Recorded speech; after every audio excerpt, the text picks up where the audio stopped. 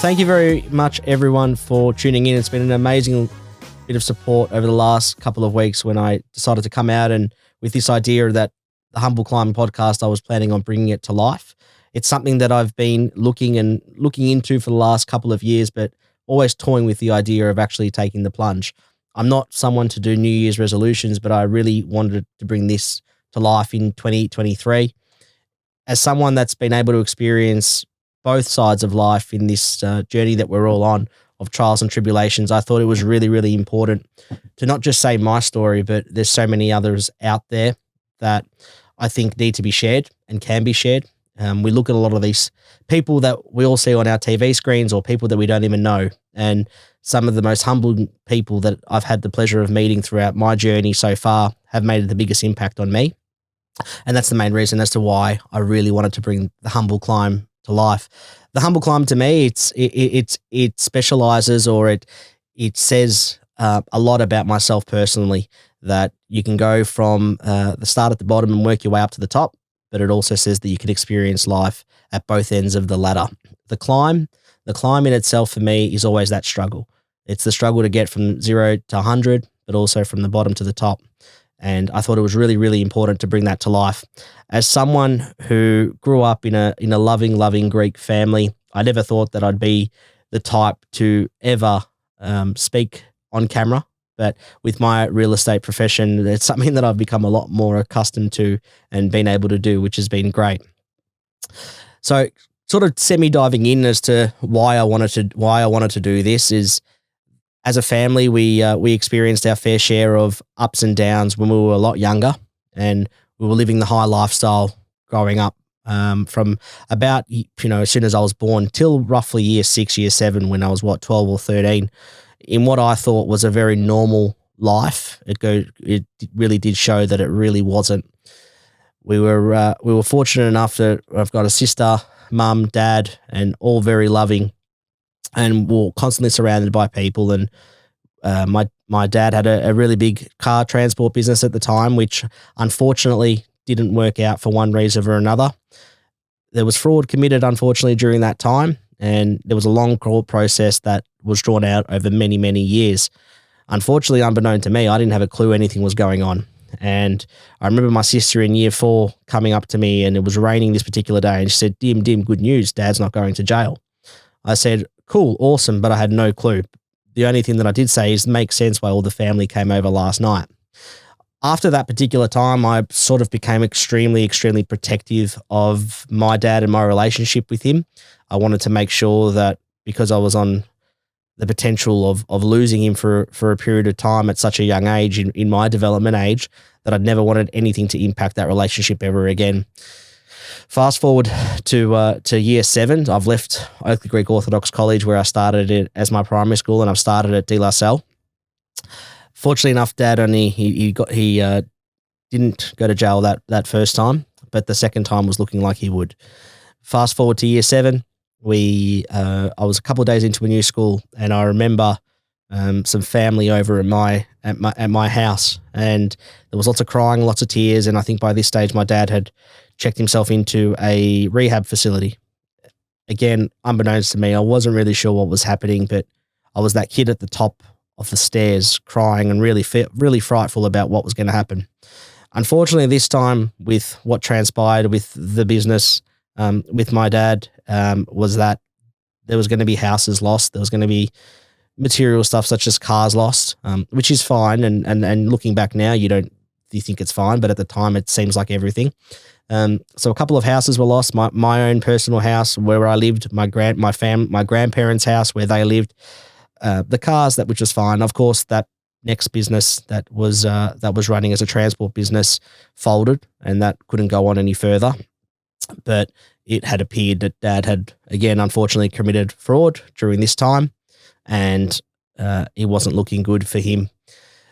We're in year 7. I'm completely lost, unsure what to do with everything. But the only realization was that we had to move in with my grandparents, being my mum's parents.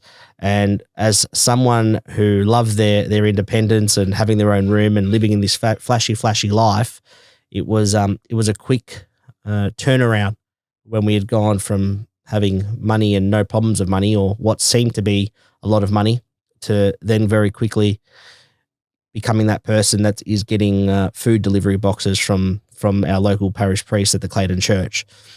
It was a huge downfall for us, and I remember my mum particularly going into my school at the time, De La Salle, and she said, "Look, I know I can't afford these school fees anymore." And I think it was maybe 6,000 or 7,000 back then. And the school turned around and said, "Look, there's always going to be a school for a place for Dimmy, but as long as you pay your whatever it was, $30 a week." So straight away I was like, okay, good. I don't have to move school, but I do have to move house.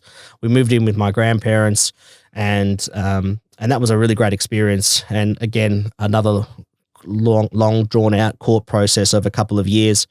Hit year nine comes along, and that sort of changed a lot of it. Year 9 was the year for me, I think, from memory, where it was official that Dad was going into prison for a couple of years.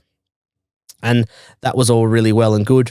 At that stage, I didn't have the best relationship with my dad, so I guess I was feeling a lot of emotions back then. But I probably also was also scared, and I was scared for a lot of reasons. That, I'd watched all these crime TV shows beforehand about how people come out from jail and all this type of thing, and I was just completely petrified. I was that one kid at school from year 7 onwards, seeing the school counselor a couple of times a week, and I hated being that person that from a young age had to go and see the school counselor. I thought it said more about me, and I just wanted to be normal like every other kid around me. Fast forward when we were in year 9, and it's official that Dad's gone into jail for a couple of years. We managed to, the first time in I think it was 12 or 13 years, our family from Greece sent myself, my mum and my sister to Greece for 6 weeks, and that was a really amazing time. I think I had my first beer there too, which was cool. So I felt like a real grown-up. When I quickly came back, though, I realized that it was, Dad was actually going to be coming out shortly, and I was petrified again, complete emotions, numb, and really, really scared. And not just scared for myself, but scared about how he would personally come out, because I hadn't seen him in a couple of years. I went and saw my local parish priest here at Oakley, and he said, "Look, I'm going to go and visit your dad in jail," which was in Beechworth. "Why don't you come with me?" And I thought, I don't know if I can do that. I'm sort of year 9, I don't know, what was I, year 10, year 11 at that stage, can't remember. And I said, all right, cool. So I spoke about my family, and I said, look, it's something that I really wanted to do. I wanted to do it mainly because I wanted to try and be that protector. I wanted to suss out the situation. What was he going to be like? And I was so scared that I thought to myself in my head that if I have a good relationship with my dad, he won't, at that stage, harm any members of my family. Now, if you meet my dad, he's not that type of person at all. But in my head, and when you're in that age, you do get frightful and quite scared. So went forward. I went and saw him. We drove 3.5 to 4 hours, myself and 2 priests. One's now gone on to be a bishop, but we drove 3.5, 4 hours to Beechworth, and here I am walking through the prison yards and surrounded by guys in green, and it was all very safe and fine. And my dad was the pastry chef there, so that was cool.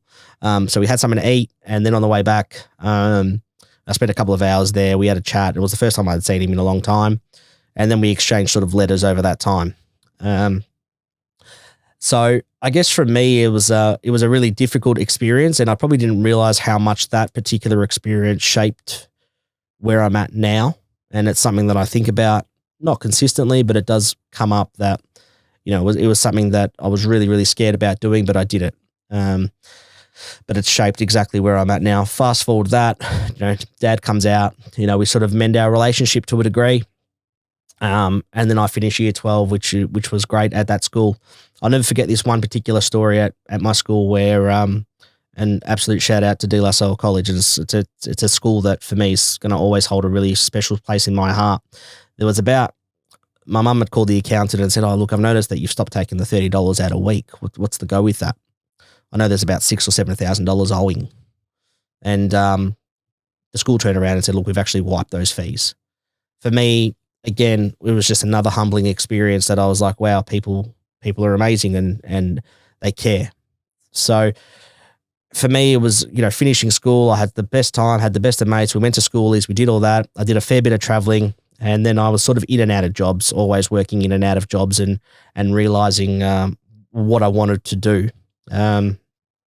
We have had our fair share of partying, and nowadays you'll probably never see me at a club, or I'm known as to my friends as doing a ghosty, and that's always leaving without saying goodbye.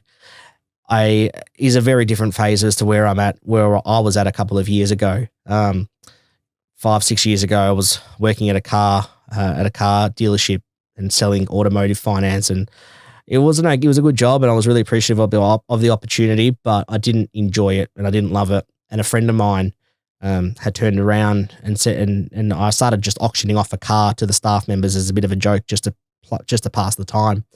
And she said to me, "Oh, Dim, you should get into real estate." And I was about 24 at this stage, or 23, and I was like, "No, I'm not getting into real estate."